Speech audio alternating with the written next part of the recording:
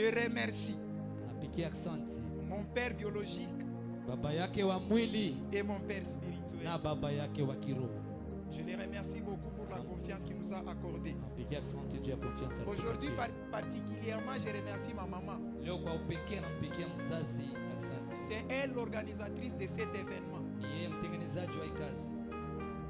Si tout marche jusque-là, c'est parce que l'Esprit de Dieu lui a inspiré aussi. Sous vos ovations et vos applaudissements, on peut remercier la maman pasteur, s'il vous plaît. Pikia muzazi yetu mikono ya bien na bikelekele. Pika mikono ya bien, mikono ya bien. C'est un grand soutien pour le ministère. Elle apporte beaucoup de choses dans ce ministère. Et elle est un grand appui pour le pasteur. Je remercie les éminents serviteurs de Dieu, ceux qui nous ont précédés dans la foi. Je remercie mes amis, mes parents, mes frères et mes sœurs. Vous êtes tellement exceptionnels. Du début jusqu'à la fin, vous êtes toujours assidus. Et surtout, je loue la grande organisation. Ça, c'est la différence. Ça, c'est la différence. Rendez-vous 2026. On ira encore très haut. On va travailler afin qu'on devienne une référence. Merci beaucoup. Je n'ai pas remercié qui? Presque tout le monde. Je remercie aussi particulièrement mon frère bien-aimé, mon frère Pichou.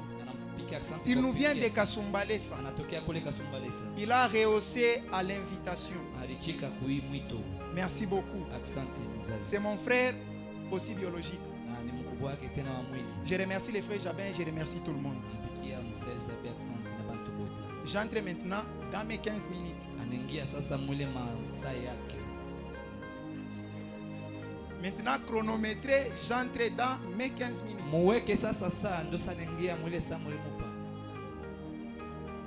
Alléluia. Amen.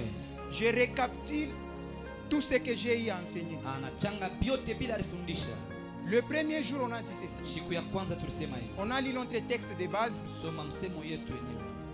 qui est Malachie chapitre 3, le verset 18. La Bible dit, vous verrez de nouveau la différence entre ceux qui me servent et ceux qui ne me servent pas. Nous avons dit ceci. La différence dont Malachie parle, c'est une conséquence d'un service divin rendu.